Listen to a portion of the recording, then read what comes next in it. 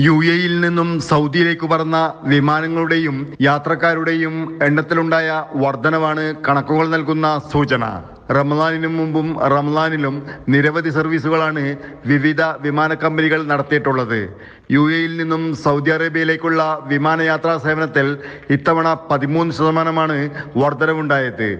സൗദിയിലെ Abha, Jizan, Neom, Al Ula, Riyadh, Dammam, Qassim, Jeddah, Taif, Tabuk എന്നിവിടങ്ങളിലേക്ക് flydubai വിമാനങ്ങൾ service നടത്തുകയുണ്ടായി. റമദാൻ മാസത്തിന്റെ മുന്നോടിയായി തന്നെ സൗദി അറേബ്യയിലേക്കുള്ള യാത്രക്കാരുടെ എണ്ണം വർദ്ധിച്ചിരുന്നതായി ജനറൽ സിവിൽ ഏവിയേഷൻ അതോറിറ്റി വെളിപ്പെടുത്തിയിട്ടുണ്ട്. ഫെബ്രുവരിയിലെ 93 പ്രതിവാര യാത്രാ നിരക്കിൽ നിന്ന് 40% വർദ്ധിപ്പിച്ച് ഫ്ലൈ ദുബായ് സൗദിയിലേക്കുള്ള സേവനം മാർച്ച് മാസത്തിൽ 130 ട്രിപ്പുകളായി ഉയർത്തി.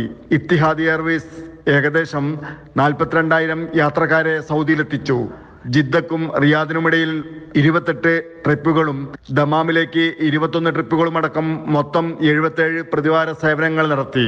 റിയാദ്, ജിദ്ദ, മദീന, ദമാം എന്നിവിടങ്ങളിലേക്ക് എമിറേറ്റ്സ് പ്രതിവാരം 67 സർവീസുകൾ നടത്തി. വിസ് എയർ അബുദാബി മാർച്ചിൽ മദീനയിലേക്കും ദമാമിലേക്കും 21 പ്രതിവാര ഫ്ലൈറ്റുകളുമായാണ് സേവനം നടത്തിയത്.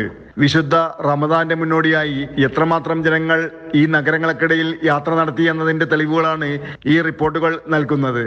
Jafar Ali, Palakkode, Mathrubhumi news, Jeddah.